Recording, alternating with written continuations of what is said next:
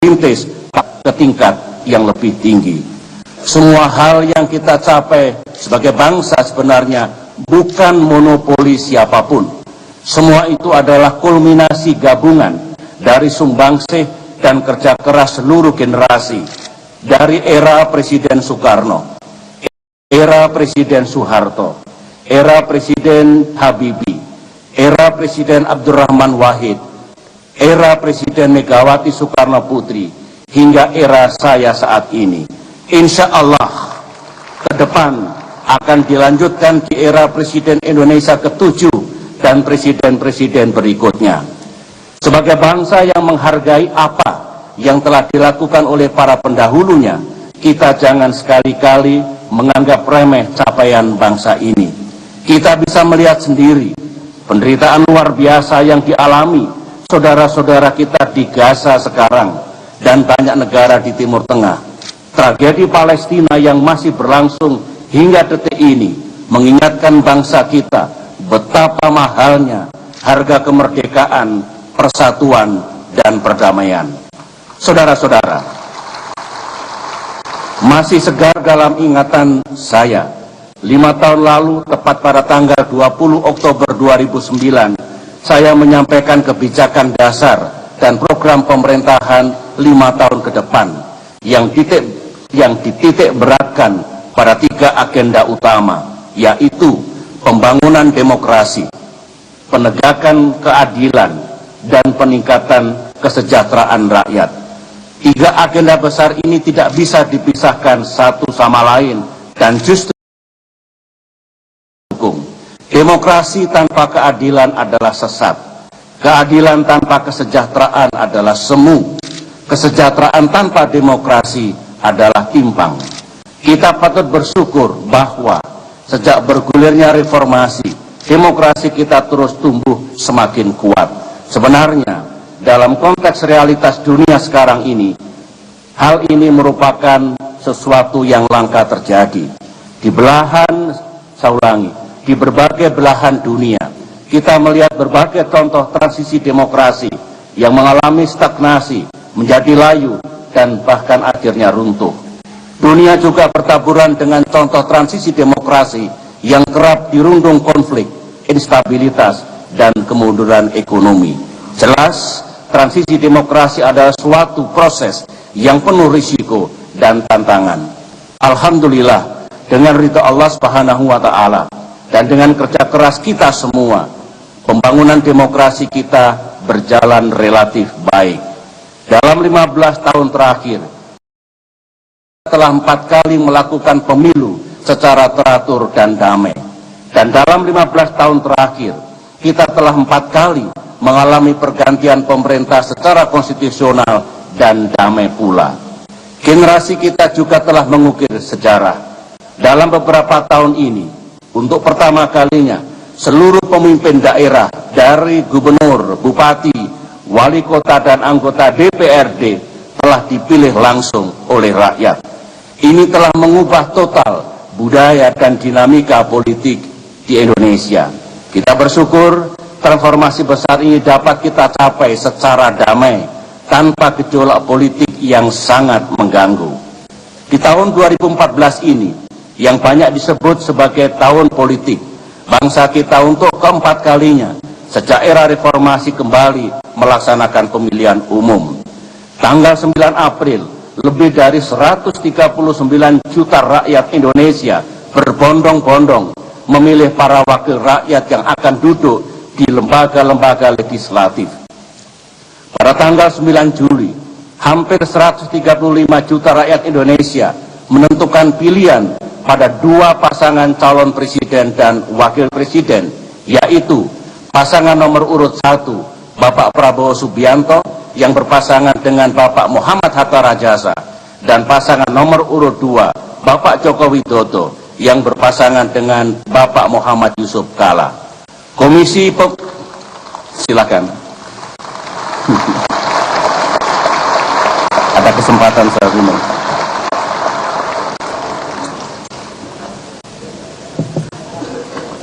Komisi Pemilihan Umum telah menetapkan pasangan Joko Widodo Yusuf Kala sebagai calon presiden dan wakil presiden dengan suara terbanyak.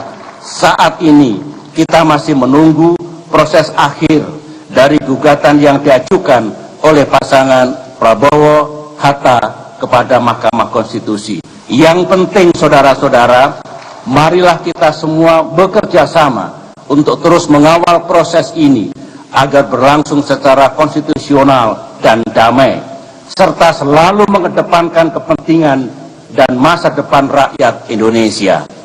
Sama seperti sebelumnya, proses pemilu 2014 ini harus benar-benar menyuarakan nurani rakyat dan bukan semata pertarungan elit politik. Saya yakin inilah yang paling diharapkan oleh rakyat kita pada saat ini.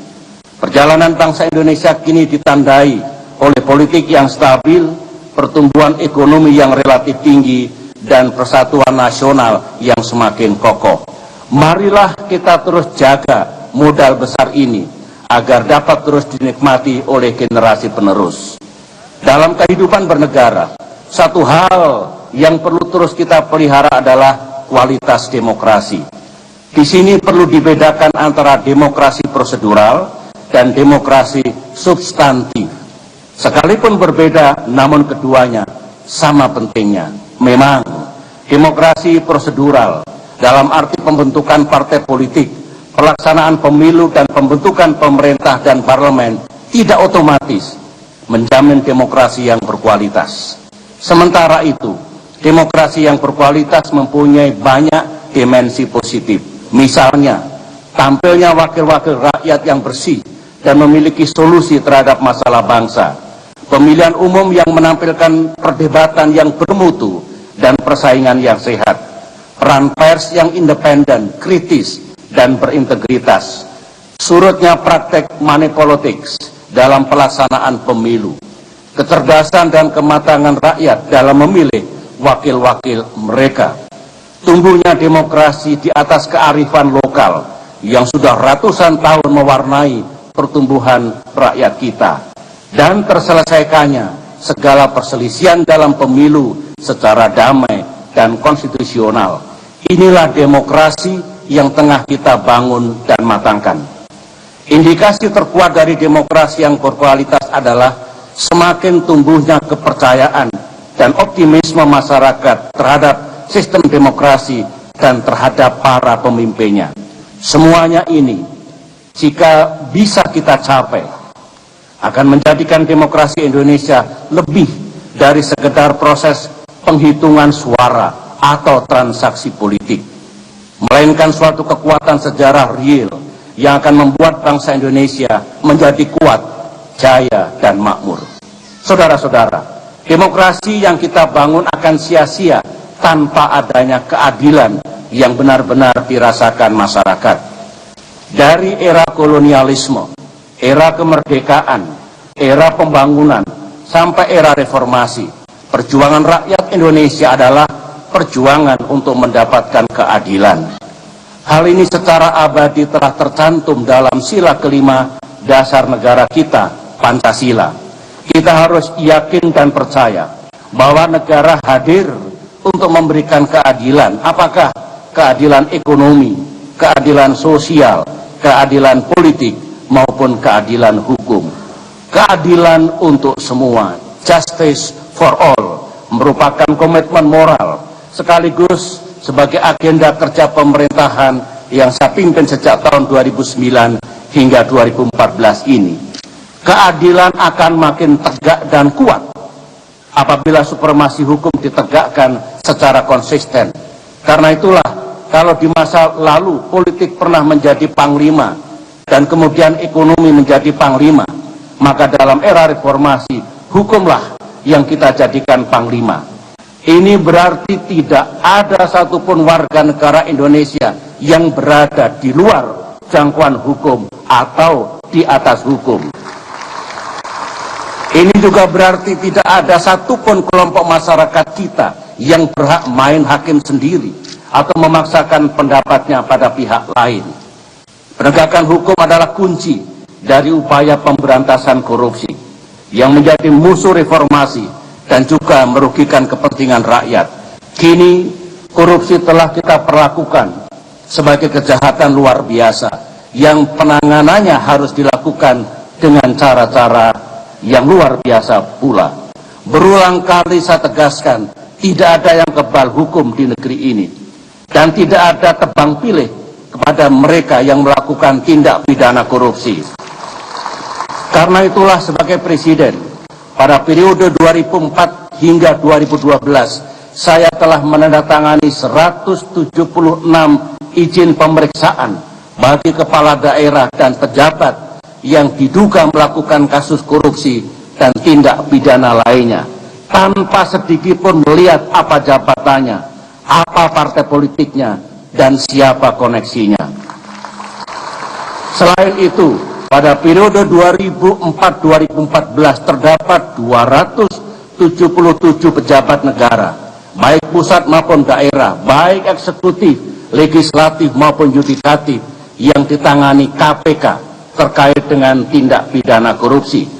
Tidak termasuk perkara yang ditangani oleh Kepolisian Republik Indonesia dan Kejaksaan.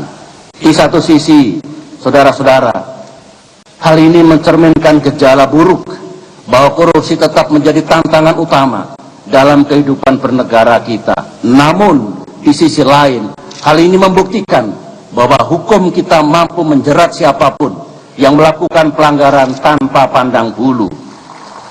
Inilah yang membuat saya optimis bahwa upaya pemberantasan korupsi jika terus dilaksanakan secara konsisten akan dapat melahirkan pemerintahan yang jauh lebih bersih di masa depan.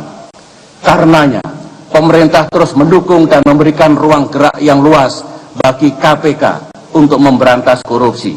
Saya juga memberikan apresiasi kepada KPK, kepolisian, kejaksaan, dan lembaga peradilan yang telah bekerja bersama-sama melakukan penegakan hukum. Walaupun diakui bahwa hal ini tidak selalu mudah dilaksanakan di lapangan. Pemerintah juga giat melakukan pemberantasan mafia peradilan. Tahun 2009 sampai 2011, misalnya, saya telah membentuk Satgas Pemberantasan Mafia Hukum. Tugas Satgas ini adalah mencegah agar jangan sampai hukum diperjualbelikan layaknya suatu komoditas untuk memperkaya oknum-oknum penegak hukum dan pemerintah, dan untuk pula melindungi pelaku kejahatan. Kita juga telah melahirkan Undang-Undang Nomor 16 Tahun 2011 yang bertujuan memberi bantuan hukum bagi masyarakat yang tidak mampu menyewa pengacara untuk menghadapi pengadilan. Saya masih mendengar adanya sejumlah keluhan mengenai pelaksanaan undang-undang ini, dan karenanya saya mengusulkan untuk menambah dana bantuan hukum ini secara signifikan serta mempermudah proses penarikan dana bagi mereka yang membutuhkannya. Saya akui reformasi hukum memang merupakan tantangan yang paling berat, dan saya berharap agenda reformasi hukum ini akan terus menjadi prioritas utama dalam kehidupan bernegara kita di masa mendatang. Tentu saja, keadilan bukan saja diukur dari segi hukum, namun juga dari kemampuan kita untuk mewujudkan pembangunan yang semakin adil dan merata. Untuk itulah, dalam 5 tahun terakhir ini, kita terus mendorong pemerataan pembangunan keluar Pulau Jawa, sambil tetap menjaga momentum pertumbuhan ekonomi di Pulau Jawa dan Bali. Kita bangun wilayah-wilayah potensial di Sumatera, Kalimantan, Sulawesi, Kepulauan Maluku, Kepulauan Nusa Tenggara, dan tentu saja tanah Papua. Inilah makna sesungguhnya dari pembangunan untuk semua, development for all. Dalam kerangka keadilan pula, sejak tahun 2004 hingga saat ini, pemerintah selalu memberi perhatian yang sungguh-sungguh kepada saudara kita di Aceh dan Papua. Kita bersyukur bahwa sejak perjanjian perdamaian tahun 2005, rakyat Aceh terus hidup damai dalam kerangka otonomi khusus. Di mana telah hadir di tengah-tengah kita, tentu saja teman-teman media sudah banyak yang tahu bahwa ada politik kebijakan afirmatif, dan peningkatan kesejahteraan berbasis sosial budaya. Saudara-saudara, demokrasi dan keadilan akan hampa tanpa kesejahteraan rakyat. Karenanya, dalam 10 tahun terakhir, pemerintah terus gigih mendorong kebijakan pembangunan yang pro rakyat. Suatu kebijakan pembangunan yang secara bersamaan dapat mendorong pertumbuhan, mengentaskan kemiskinan, menciptakan lapangan pekerjaan, dan menjaga kelestarian lingkungan. Dalam hal ini, alhamdulillah, kita dapat terus memacu momentum pemulihan ekonomi yang sejak krisis moneter telah dirintis oleh para pendahulu, baik Presiden Habibie, almarhum Presiden Abdurrahman Wahid, maupun Presiden Megawati Soekarno Putri. Dalam kaitan itu, selama 1 dekade terakhir, kita mencatat bersama beberapa perkembangan positif dalam pembangunan Indonesia. Pertama, kita dapat menjaga stabilitas dan kondisi makroekonomi yang relatif baik. Walaupun bangsa kita terus diterpa cobaan, apakah itu dalam bentuk bencana alam maupun krisis moneter global utamanya yang terjadi pada tahun 2008. Kedua, Indonesia terus mencetak pertumbuhan ekonomi yang relatif tinggi.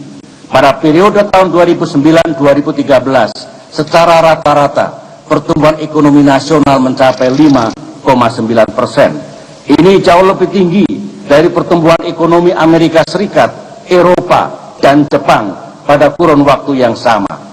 Di semester pertama tahun 2014 ini, ekonomi kita memang mengalami perlambatan menjadi sekitar 5,2%.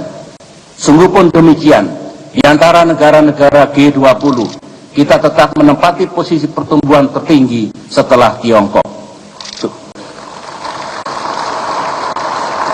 Kemampuan kita untuk menjaga laju pertumbuhan ekonomi sangat penting, mengingat dewasa ini cukup banyak negara emerging economies lainnya yang pertumbuhan ekonominya menurun, bahkan sebagian menurun cukup tajam.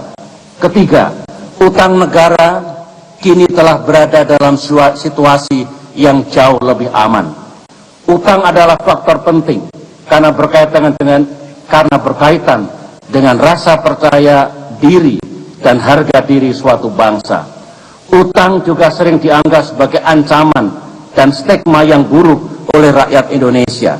Di puncak krisis moneter tahun 1998, rasio utang kita terhadap PDB adalah 85%, yang artinya utang kita hampir sama besarnya dengan penghasilan bangsa kita. Dengan susah payah, akhirnya kita berhasil menurunkan rasio utang terhadap PDB kita menjadi sekitar 23%. Sekali lagi, ini bukanlah capaian yang boleh diabaikan. Mari kita bandingkan dengan rasio utang terhadap PDB negara-negara maju yang terus tinggi. Jepang 227,2%, Amerika Serikat 101,5%, atau Jerman 78,4%. Dalam hal ini, rasio utang terhadap PDB Indonesia adalah yang terendah di antara negara-negara G20. Kita juga telah melunasi utang kita kepada IMF dan melakukannya 4 tahun lebih awal dari jadwal yang telah disepakati.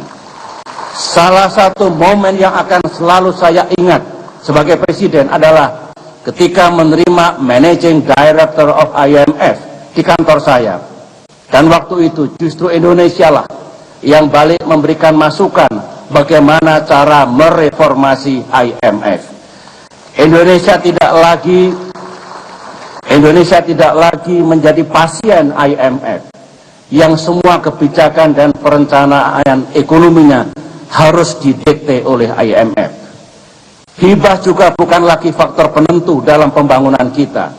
Kita tetap menerima hibah dari negara sahabat dan kita hargai sepanjang diberikan dengan iktikat baik dan semangat persahabatan.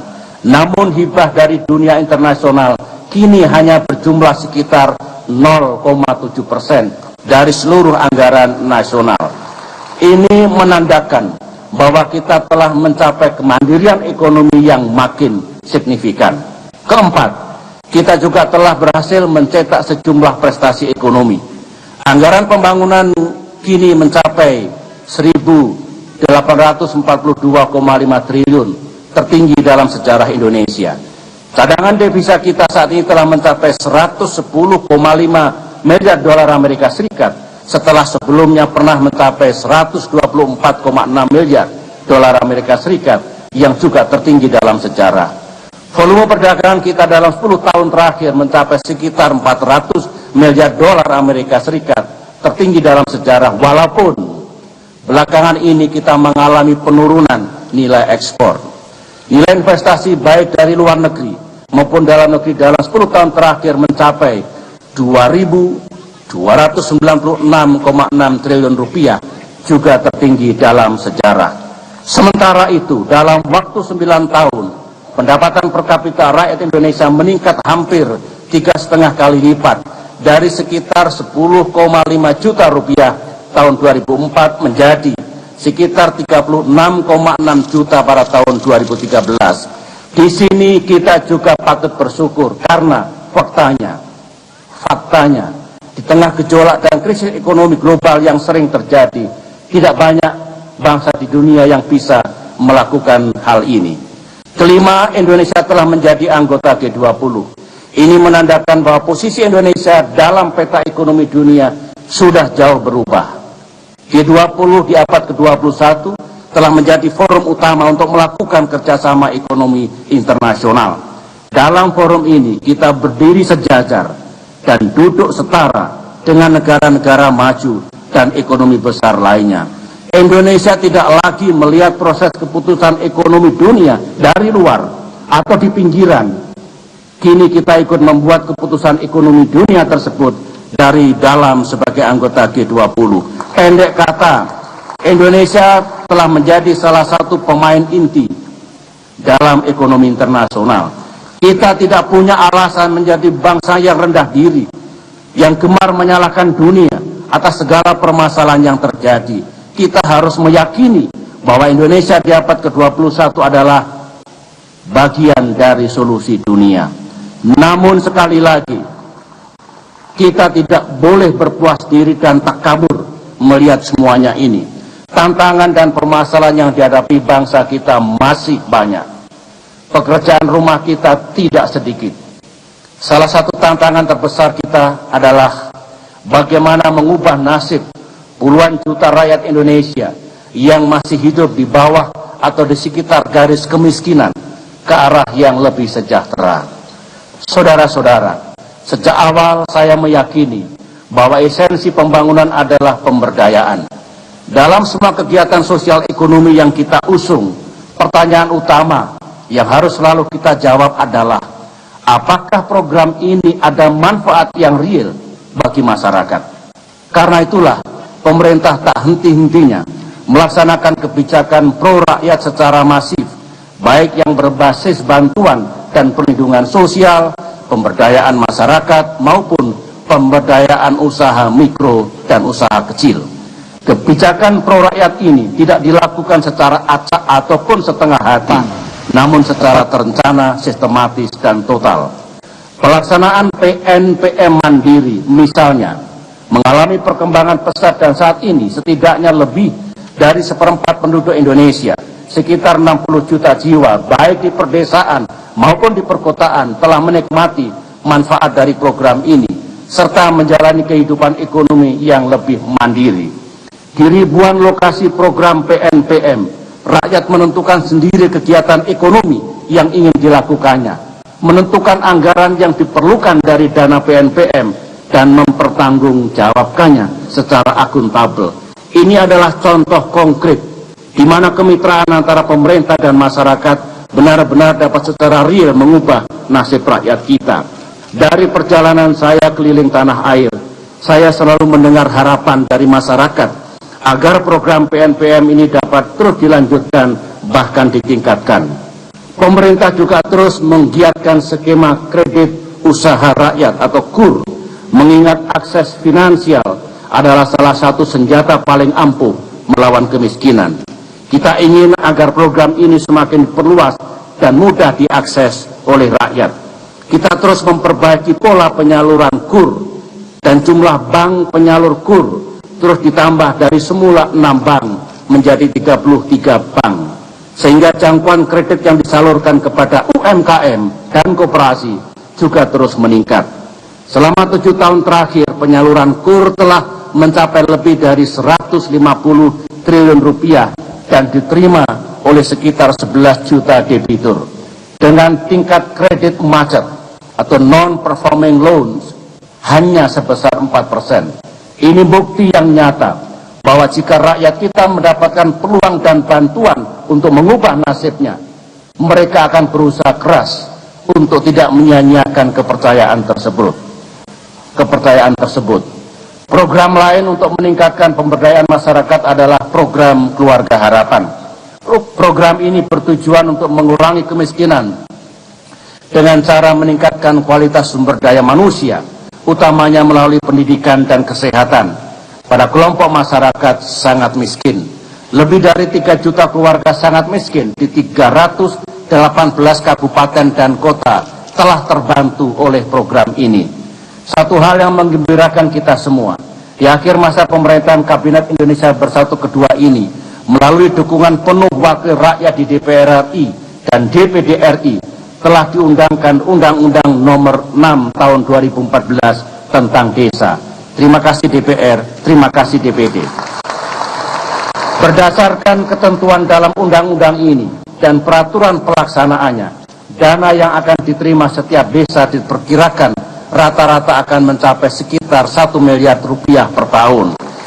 Ini adalah suatu kebijakan nyata yang bila dilakukan dengan perencanaan yang baik dan pelaksanaan yang akuntabel akan dapat mendorong peningkatan produktivitas di 72.944 desa di seluruh Indonesia.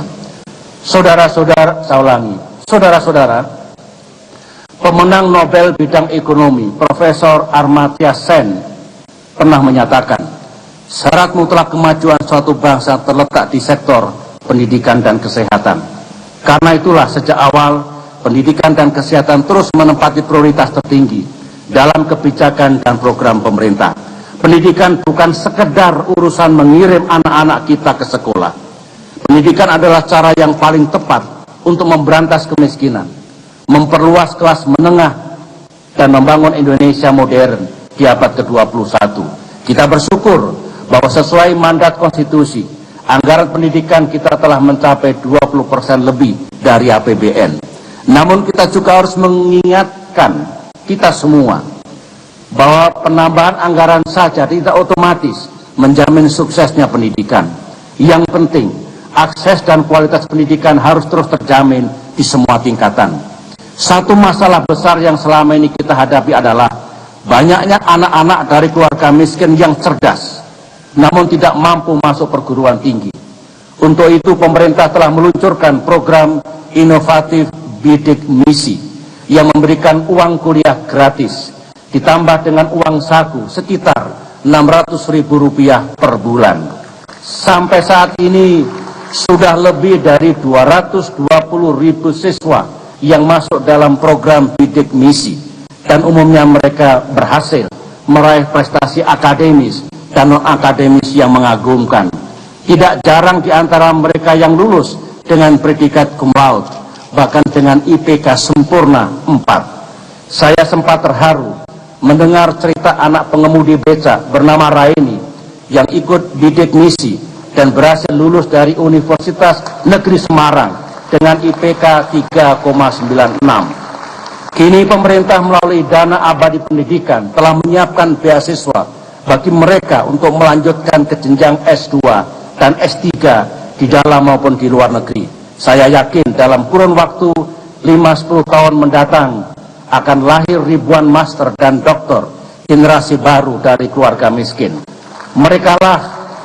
Merekalah yang akan menjadi pemutus mata rantai kemiskinan, pengangkat harkat martabat keluarganya, serta pengibar merah putih setinggi-tingginya.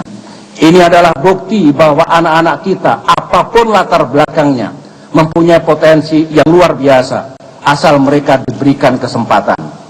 Jangan lupa, dan ini juga merupakan kebanggaan bagi kita semua, bahwa dalam 10 tahun terakhir, anak-anak kita yang bersaing dalam berbagai olimpiade internasional telah 217 kali meraih medali emas, 389 kali meraih medali perak, dan 494 kali medali perunggu.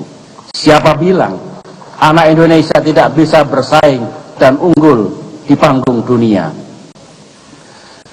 Untuk meningkatkan pemerataan akses dan kualitas pendidikan, pemerintah juga melaksanakan program afirmasi.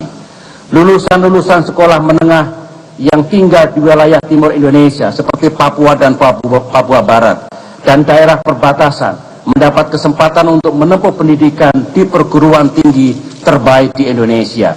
Saya dapat katakan bahwa pemandangan yang paling indah di Indonesia bukan hanya gunung yang tinggi, hutan yang lebat, dan laut yang biru. Pemandangan yang paling indah adalah anak-anak kita yang setiap pagi berjalan ke sekolah dengan seragam yang bersih dan penuh ceria.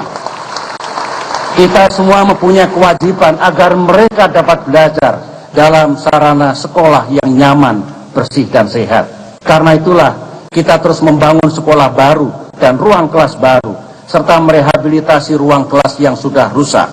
Sejak tahun 2010, melalui program Gerakan Nasional Rehabilitasi Gedung Sekolah, telah diperbaiki hampir 300.000 ruang kelas di seluruh Indonesia. Satu tantangan utama lapangan kerja kita adalah sekitar 49% pekerja kita masih berpendidikan SD.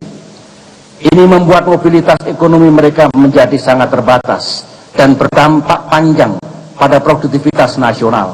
Karena itu saya gembira dapat mengakhiri masa jabatan saya dengan berjalannya program pendidikan menengah universal sejak tahun 2012.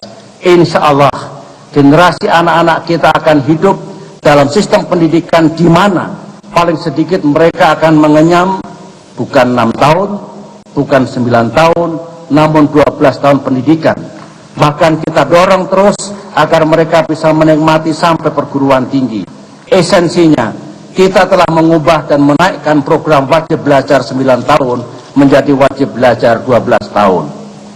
Saudara, satu hal yang juga menggembirakan kita semua adalah jumlah anak-anak kita yang masuk perguruan tinggi terus meningkat secara drastis.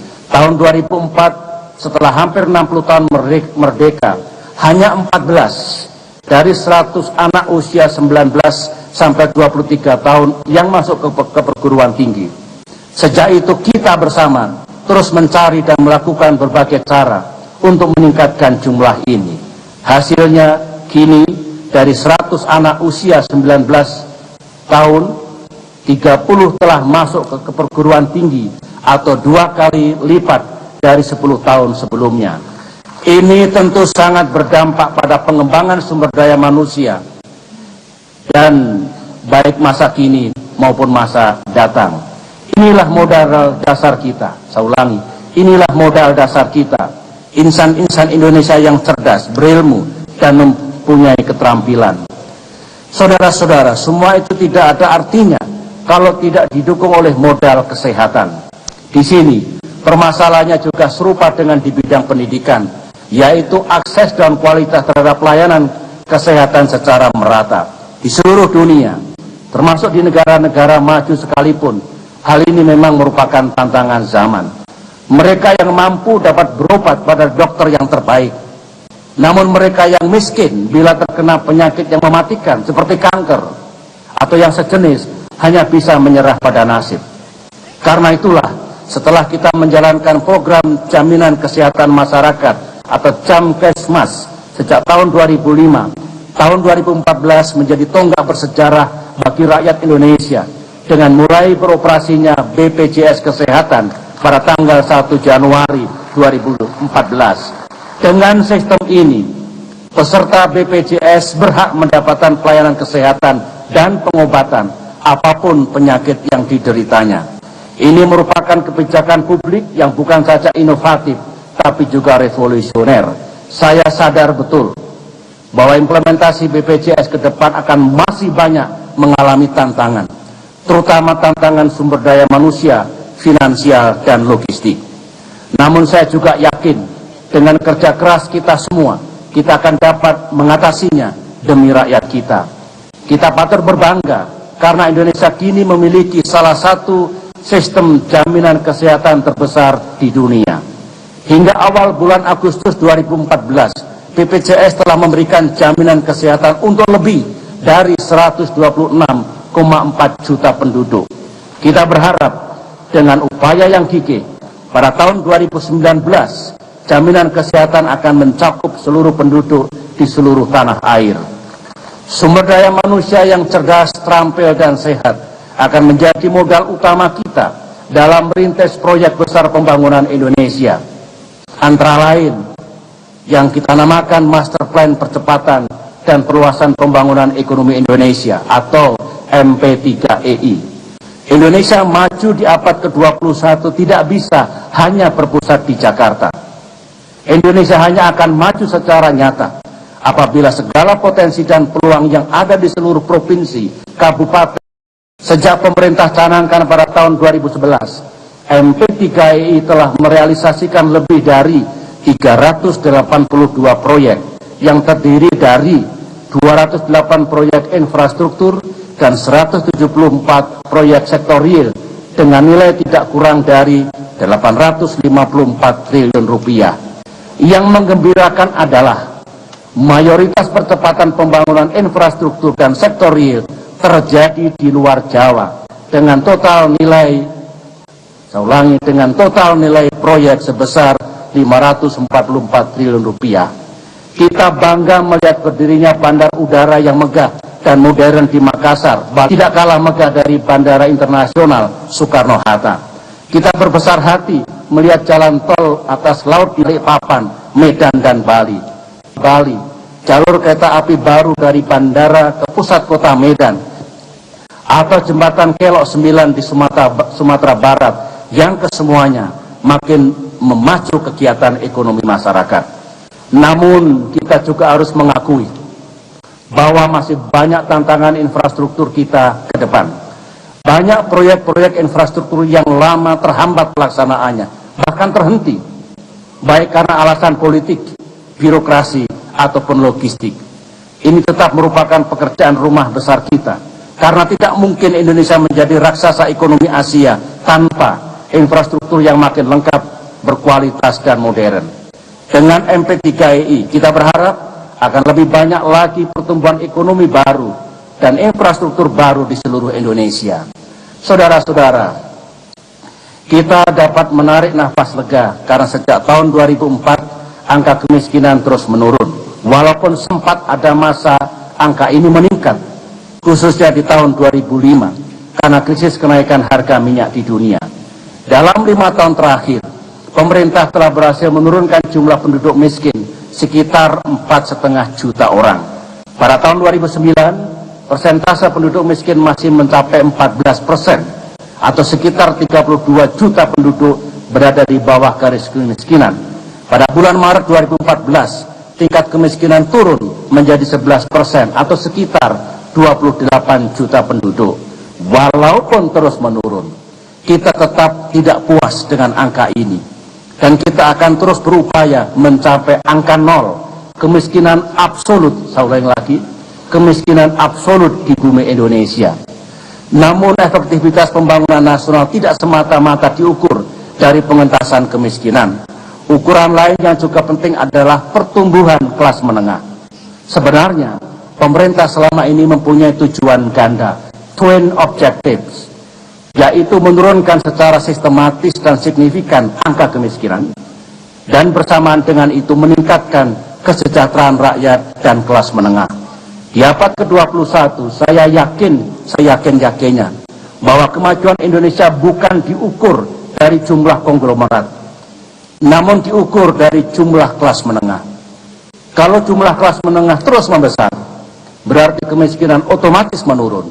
Karena yang masuk menjadi kelas menengah adalah dari golongan miskin yang berhasil mengubah nasibnya, buruh tani yang menjadi pemilik lahan, karyawan yang menjadi manajemen, si miskin yang menjadi pengusaha, dosen, atau pejabat.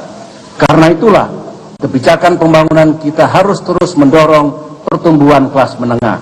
Ini kita lakukan dengan menjamin kemudahan berbisnis, dengan menganak emaskan usaha mikro, kecil, dan menengah kita, dengan membangun infrastruktur serta fasilitas pendidikan dan kesehatan yang memadai dan upaya lainnya.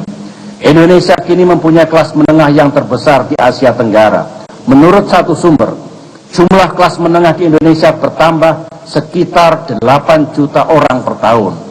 Kita harus terus menjaga momentum positif ini, karena secara global, revolusi besar yang akan kita saksikan di abad ke-21 adalah revolusi transformatif dan kreatif yang akan dimotori oleh kelas menengah.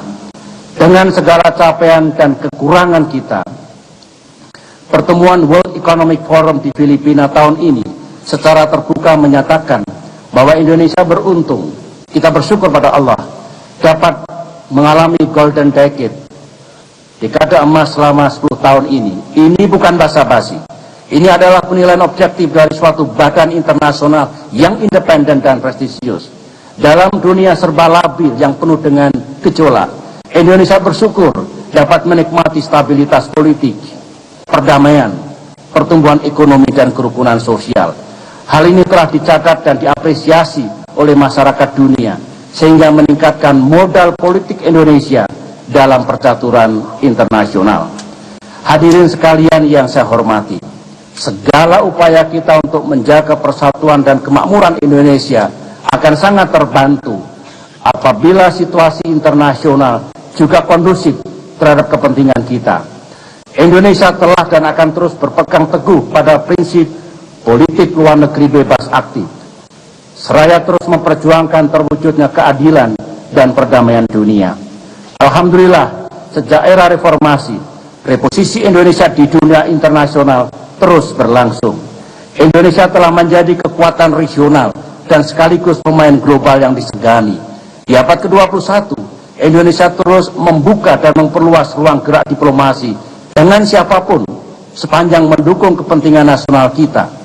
Apa yang dinamakan politik luar negeri ke segala arah, all direction foreign policy, dan sejuta kawan tanpa satupun lawan, a million friends and zero enemy.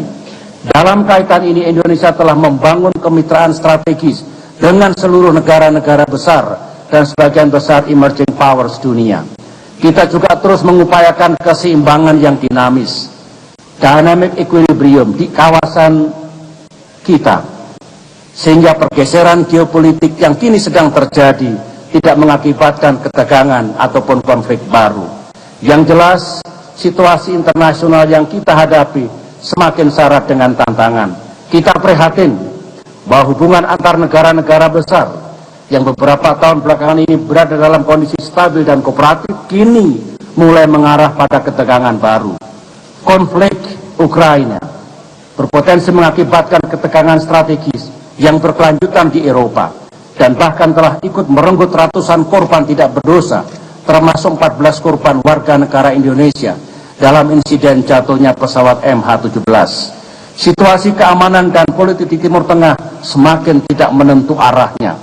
Tragedi kemanusiaan di Gaza, Palestina masih berlangsung, dan virus Ebola kini menjadi ancaman bagi negara manapun mengingat jenisnya yang mematikan. Bangsa Indonesia harus cerdas mengantisipasi dan menyikapi berbagai perkembangan internasional dewasa ini dengan tetap berpegang teguh pada kepentingan nasional.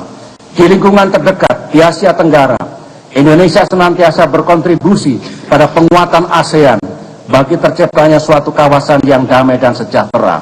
Selama 5 tahun terakhir ini, termasuk saat menjadi ketua ASEAN sepanjang tahun 2014, Indonesia terus mendorong sentralitas ASEAN dalam percaturan kawasan dan peningkatan peran ASEAN dalam menghadapi permasalahan global. Indonesia terus berkomitmen untuk memastikan kesiapan diri kita menuju pembentukan komunitas ASEAN 2015 di ketiga pilar, baik dalam pilar politik dan keamanan, pilar ekonomi, maupun pilar sosial budaya. Mengingat semakin dekatnya pembentukan komunitas ASEAN 2015, yaitu 31 Desember 2015, kita harus semakin giat mensosialisasikannya kepada seluruh rakyat Indonesia, apakah pengusaha, buruh, pemerintah daerah, mahasiswa, masyarakat madani, ataupun seniman, agar mereka dapat memahami segala peluang dan tantangan yang ada, dan dapat meraih sebanyak mungkin manfaat dari komunitas bersama 600 juta jiwa ini. Dalam 10 tahun terakhir, saya terus melaksanakan diplomasi bebas aktif Indonesia agar selalu berorientasi pada peluang, selalu memberikan nilai tambah bagi kepentingan nasional, dan selalu berikhtiar untuk selalu menjadi bagian dari solusi atas berbagai permasalahan dunia.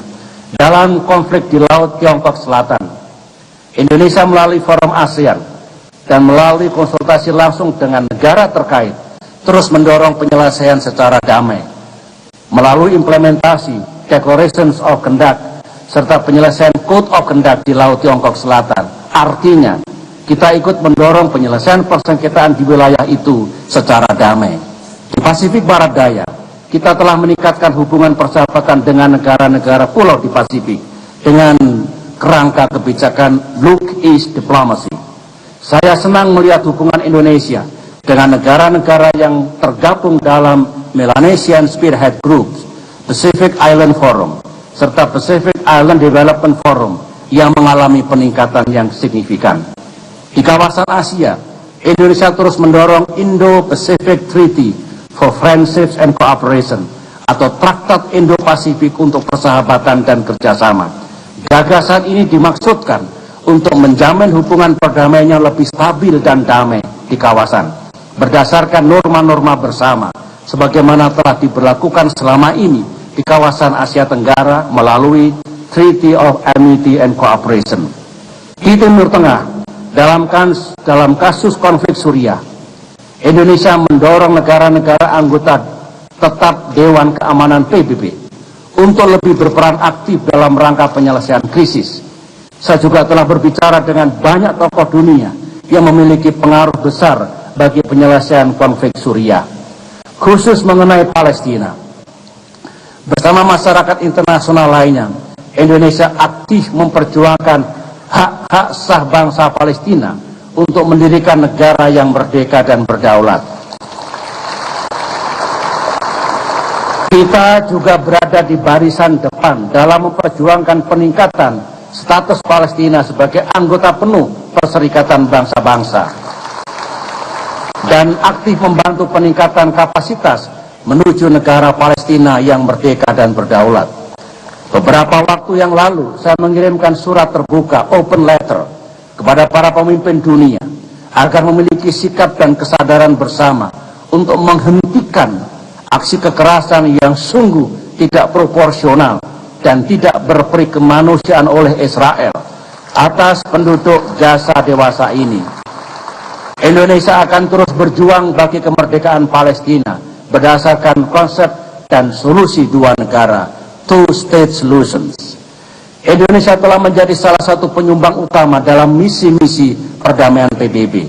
Peran Indonesia dalam perspektif ini semakin menguat dan terlihat tidak hanya dari sisi jumlah, tetapi juga dari segi kualitas personil.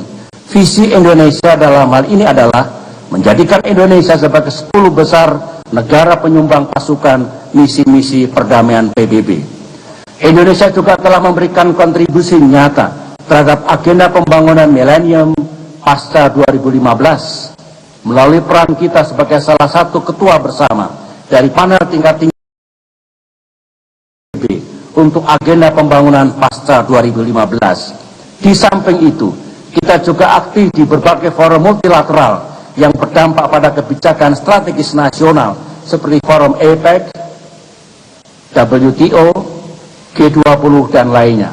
Pemerintah juga telah menyambut baik proses Kongres Diaspora Indonesia di Jakarta tahun lalu, yang menjadi ajang komunitas besar diaspora yang berdaya, yang berdarah dan berbudaya Indonesia untuk berkarya dan bersinergi dengan tanah air. Tenaga Kerja Indonesia atau TKI merupakan bagian penting dari diaspora Indonesia, dan perlindungan TKI sebagai pahlawan devisa merupakan prioritas dalam diplomasi Indonesia. Warga negara Indonesia di luar negeri tidak saja dipengaruhi oleh kerentanan kondisi kerja, namun juga oleh instabilitas politik dan bencana alam. Pada tahun 2013, tidak kurang dari 40.000 WNI di luar negeri telah diselamatkan kembali ke tanah air dari berbagai situasi yang mengancam keselamatannya. Di samping itu, Melalui upaya hukum selama 3 tahun terakhir, kita telah menyelamatkan setidaknya 190 orang yang terancam hukuman mati. Perlu saya tegaskan di sini bahwa perlindungan WNI khususnya TKI di luar negeri dilaksanakan tidak saja melalui pendampingan hukum, tetapi juga dilakukan sampai pada tingkat tertinggi. Sebagai misal, saya telah beberapa kali melayangkan surat pribadi selaku Presiden Republik Indonesia kepada beberapa kepala negara dan kepala pemerintahan untuk pembebasan, pengurangan, atau penundaan hukuman mati bagi warga negara Indonesia. Pendek kata, saudara-saudara, diplomasi bebas aktif akan selalu mengabdi pada kepentingan nasional, akan selalu berupaya memajukan perdamaian dan kerjasama internasional, dan akan selalu berjuang untuk melindungi warga kita di luar negeri. Saudara-saudara, untuk melindungi tanah air, di samping melalui diplomasi, kita juga terus meningkatkan kekuatan pertahanan Indonesia. Memasuki awal 2000, kekuatan pertahanan didominasi oleh alutsista yang berumur tua dan daya gentarnya pun telah menurun jauh. Sementara itu ke depan, di samping kita harus senantiasa menjaga kedaulatan dan keutuhan wilayah NKRI, kita juga menghadapi berbagai ancaman keamanan non-tradisional. Misalnya bencana alam, bajak laut, terorisme, kejahatan transnasional, serangan cyber, penyelundupan manusia, dan lain sebagainya. Karena itulah kita melakukan peningkatan dan modernisasi kekuatan pertahanan kita melalui program pembangunan kekuatan dasar yang diperlukan, the minimum essential force, dengan mengedepankan keterpaduan 3 matra, yaitu darat, laut, dan udara. Hadirin sekalian yang saya hormati, hari ini saya berdiri di mimbar yang mulia ini dengan 1000 perasaan yang sulit saya lukiskan. Sudah dapat dipastikan inilah terakhir kalinya saya berpidato di tempat yang terhormat ini sebagai Presiden Republik Indonesia. Walaupun ini adalah pidato yang ke-10, perasaan saya sebenarnya sama dengan sewaktu pertama kali berdiri di sini tahun 2005.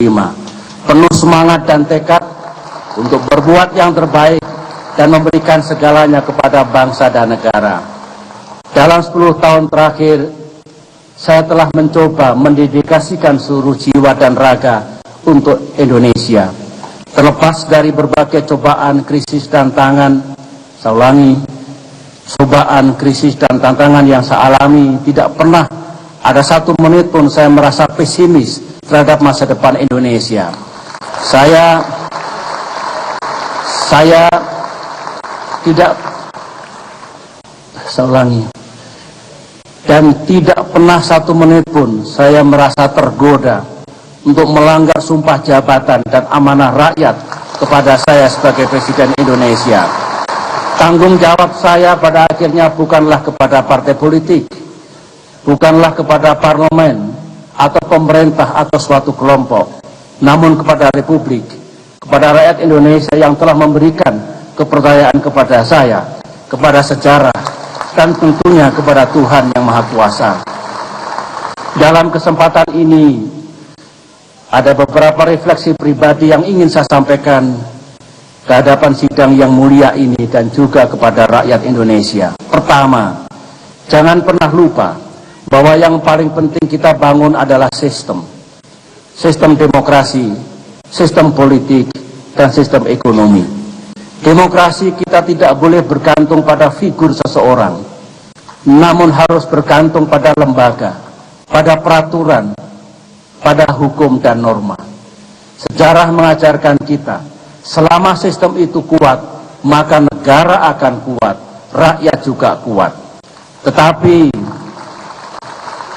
jika sistem itu lemah dan keropos, demokrasi kita akan kembali labil dan mengalami kemunduran. Kedua, kita harus menjaga keindonesiaan kita. Perjuangan kita di abad ke-21 tidak lagi menjaga kemerdekaan, namun menjaga keindonesiaan. Tidak ada gunanya kita menjadi semakin makmur dan modern, namun kehilangan yang amat fundamental dan terbaik dari bangsa kita, Pancasila. Bhinneka Tunggal Ika, semangat persatuan, toleransi, kesantunan, pluralisme, dan kemanusiaan. Jika para pendiri bangsa dulu mempertahankan kemerdekaan sampai titik darah penghabisan, bagi generasi kita kini keindonesiaanlah yang harus kita pertahankan mati-matian. Karena itu pula pemerintah dengan tegas menolak penyebaran paham sesat ISIS di tanah air. Karena sangat bertentangan dan bahkan berbahaya bagi jati diri kita.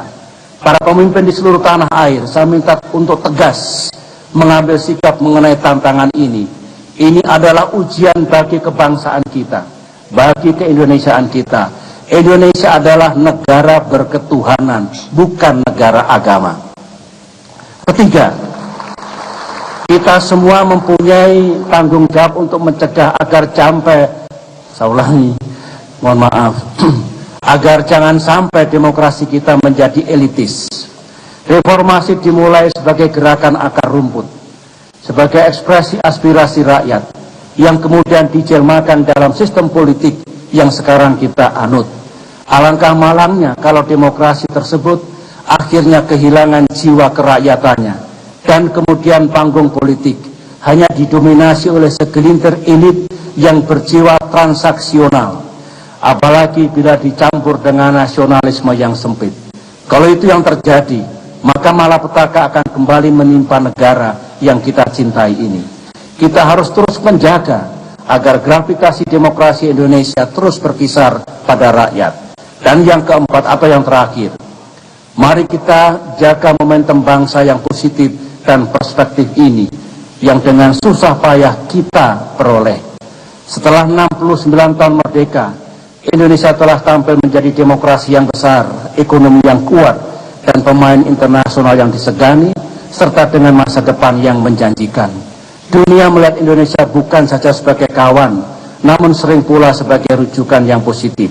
Terlepas dari segala permasalahan dalam negeri yang masih kita hadapi, kita bisa membuktikan kepada dunia bahwa di bumi Indonesia, demokrasi, Islam, dan modernitas dapat tumbuh bersama. Kita bisa menunjukkan bahwa konflik dapat diselesaikan secara damai dan demokratis. Kita bisa bangkit dari berbagai krisis yang beruntun menerpa kita. Dan kita bisa memperlihatkan bahwa bangsa yang majemuk seperti kita juga dapat menjadi bangsa yang rukun. Ini bukan capaian pribadi saya, bukan pula capaian pemerintah semata. Ini adalah prestasi sejarah bangsa Indonesia. Kita semua wajib menjaga momentum bangsa yang baik ini dan bahkan meningkatkannya. Jangan lupa, dunia penuh dengan contoh bangsa yang sedang naik daun, kemudian tersandung dan jatuh seketika. Jangan sampai hal itu terjadi pada bangsa kita. Saudara-saudara, merupakan kehormatan besar bagi saya untuk menjadi Presiden Indonesia. Saya adalah anak orang biasa, anak biasa dari Pacitan, yang kemudian menjadi tentara, menteri, dan kemudian dipilih sejarah untuk memimpin bangsa Indonesia. Menjadi presiden dalam landscape politik di mana semua pemimpin mempunyai mandat sendiri, dalam demokrasi 240 juta adalah suatu proses belajar yang tidak akan pernah ada habisnya. Tentunya dalam 10 tahun saya banyak membuat kesalahan dan kekhilafan dalam melaksanakan tugas. Dari lubuk hati saya yang terdalam, saya meminta maaf atas segala kekurangan dan kekhilafan itu.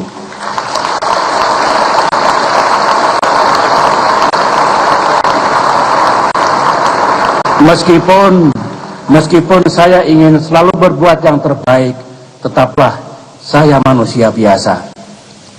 Di mimbar yang mulia ini, saya, Susilo Bambang Yudhoyono, juga berjanji untuk membantu siapapun yang akan menjadi Presiden Republik Indonesia tahun 2014-2019, jika hal itu dikehendaki. Ini adalah kewajiban moral saya sebagai mantan presiden nantinya, dan sebagai warga negara yang ingin terus berbakti kepada negaranya. Melalui mimbar ini pula, saya mengucapkan selamat kepada Presiden terpilih yang nanti akan disahkan oleh Mahkamah Konstitusi. Tahun depan, Presiden kita yang baru akan memberikan pidato kenegaraannya di mimbar ini. Saya mengajak segenap bangsa Indonesia, marilah kita bersama-sama mendengarkannya dan mendukung beliau untuk kebaikan dan kemajuan negeri ini. Saya juga mempunyai mimpi dan harapan yang indah, yaitu terbangunnya budaya politik yang luhur, di mana para pemimpin Indonesia saling bahu-membahu, saling membantu, dan saling mengingatkan demi masa depan Indonesia. Saya yakin itulah yang didambakan oleh rakyat Indonesia, dan itulah yang harus kita berikan dengan ikhlas kepada mereka. Saudara Ketua, para Wakil Ketua, dan para anggota DPR RI dan DPD RI yang saya hormati, hadirin sekalian yang saya muliakan. Akhirnya, saya atas nama pribadi dan keluarga menyampaikan ucapan terima kasih dan penghargaan yang tulus kepada jajaran pemerintah dan seluruh rakyat Indonesia atas dukungan dan partisipasi saudara-saudara dalam mewujudkan agenda-agenda pembangunan dalam 10 tahun terakhir ini.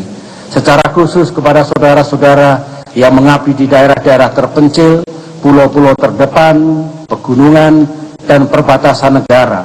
Terima kasih atas pengabdian saudara-saudara yang melampaui panggilan tugas. Semoga Tuhan yang Maha Kuasa, Allah Subhanahu wa Ta'ala, melimpahkan rahmat, karunia, dan ridhonya kepada kita semua dalam membangun bangsa dan negara kita menjadi bangsa yang besar, maju, adil, sejahtera, dan bermartabat. Dirgahayu Republik Indonesia. Terima kasih. Wassalamualaikum warahmatullahi wabarakatuh.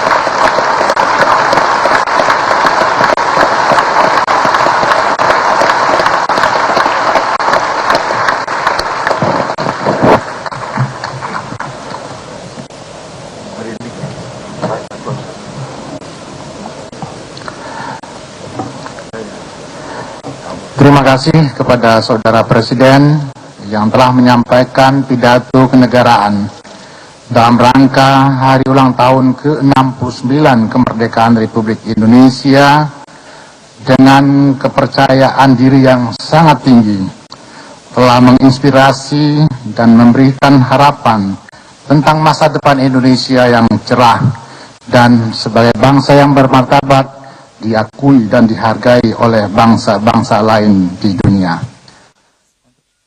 Sepatutnya lah sekali lagi kita berikan aplaus kepada beliau.